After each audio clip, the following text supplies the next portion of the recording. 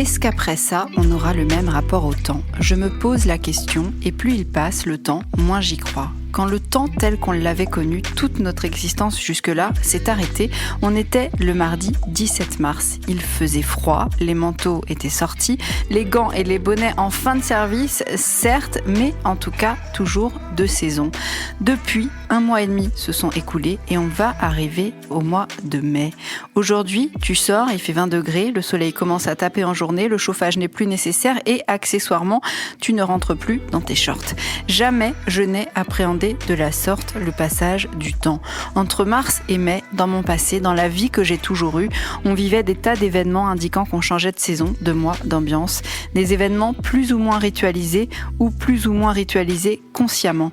Dans mon passé, il y avait le carnaval à la fin du mois de mars, toujours avec l'appréhension de la pluie et toujours finalement avec un petit rayon de soleil. Dans mon passé, il y avait le 1er avril et la lourdeur des blagues des collègues associée à la patience à déployer avec celle des enfants. Dans mon passé, il y avait les premiers week-ends au bord de la mer, les premiers bains de pieds dans l'eau ou à la campagne, premier pique-nique dehors, premier après-midi qui se prolonge au parc à se prélasser dans l'herbe.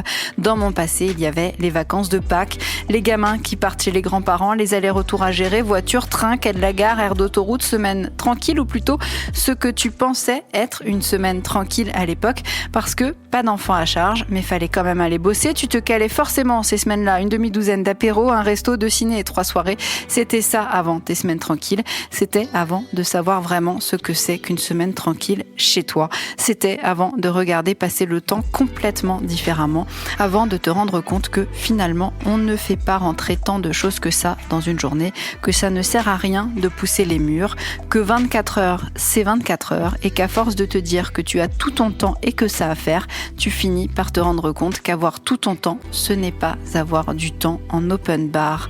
En fait, même sans sortir, même sans rendez-vous à l'agenda, même sans obligation horaire, ta journée, elle a un début et une fin.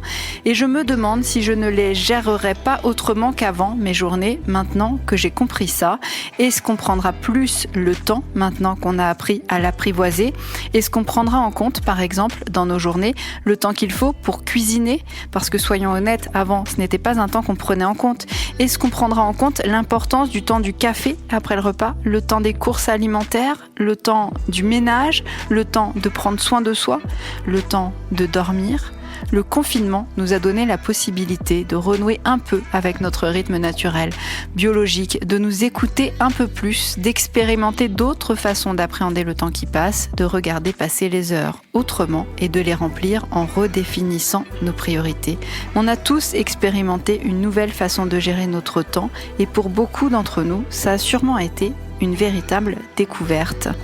Alors, essayons de ne pas oublier, quand il faudra sortir de nos terriers, comment nos corps et nos esprits se sont naturellement régulés, adaptés et comment ils ont redéterminé nos actions et nos priorités.